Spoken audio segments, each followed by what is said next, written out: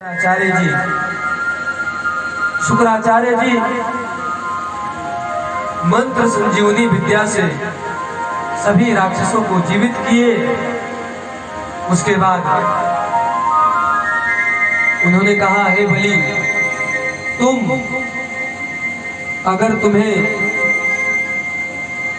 अगर स्वर्ग की प्राप्ति चाहिए, स्वर्ग अगर तुम्हें चाहिए तो तुम ब्राह्मणों की सेवा करो।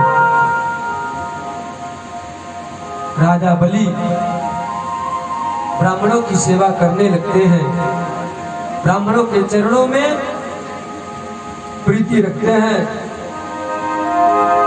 ब्राह्मण बहुत प्रसन्न होते हैं और वह एक रथ का निर्माण करते हैं जिसका नाम तेजोमय रथ हुआ।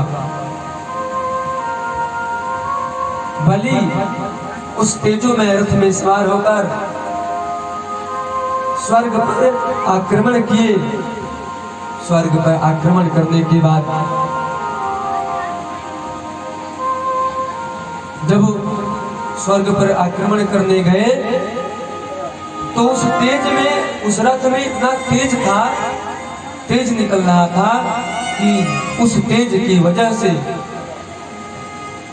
सारे देवता लोग स्वर्ग को छोड़कर भाग गए।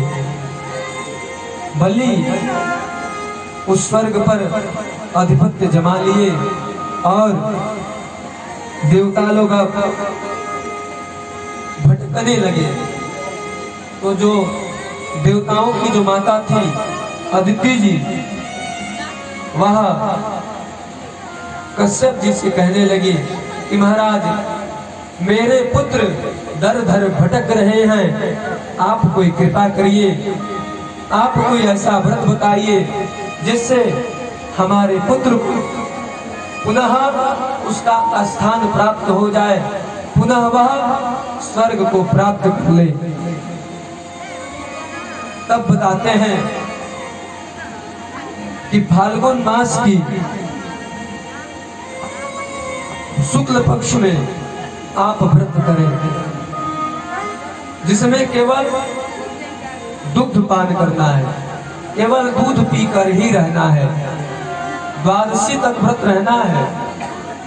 जिन माताओं के पुत्रों को अगर कोई नौकरी या कोई स्थान प्राप्त अगर ना हो तो उस माता को, अगर वह माता फाल्गुन मास की शुक्ल पक्ष से लेकर और द्वादशी तक व्रत करती है तो उसके पुत्र को कहीं ना कहीं स्थान मिल जाएगा।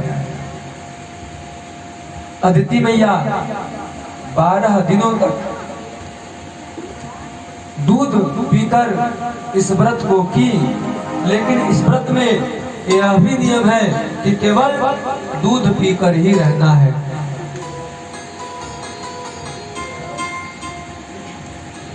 उसके बाद जब वह उस व्रत को की तब अदिति मैया के गर्भ में भगवान स्वयं वामन के रूप में भगवान का प्राकट्य हुआ। बोल वामन भगवान की।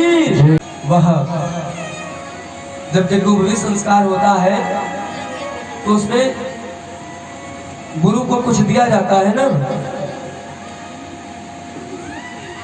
देव गुरु बृहस्पति ही यज्ञोपवीत संस्कार कराए। तब हुआ कि उनको क्या दिया जाए।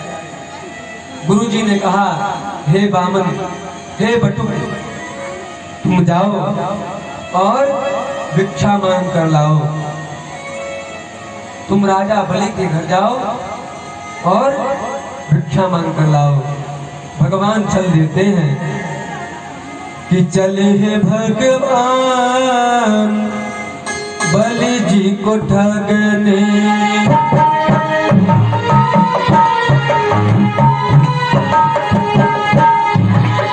बलि जी को ठगने चले हैं आज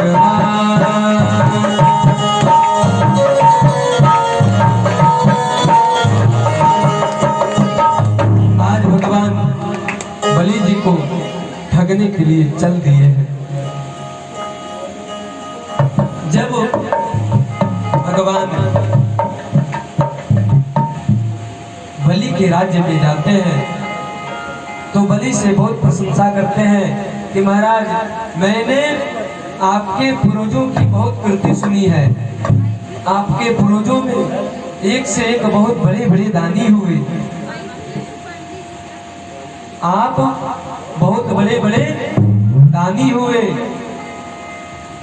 मैंने सुना है आप भी बहुत बड़े दानी हैं। आपके पूर्वज भी बहुत बड़े दानी थे।